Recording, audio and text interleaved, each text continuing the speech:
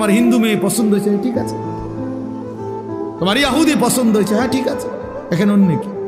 তোমার যেটা ভাল লাগে এটা, তোমার যেটা মন চায় এটা, তোমার পছন্দই তোমার জীবন।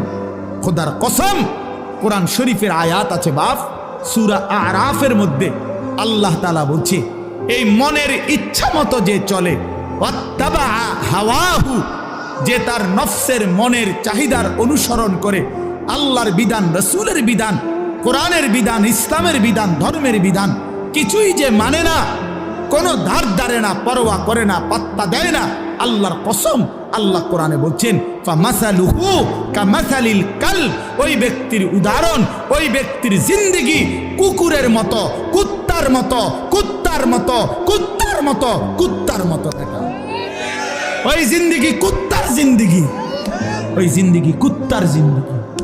আমি বললাম কোরআনের আয়াত এটা। যে জীবন মালিকের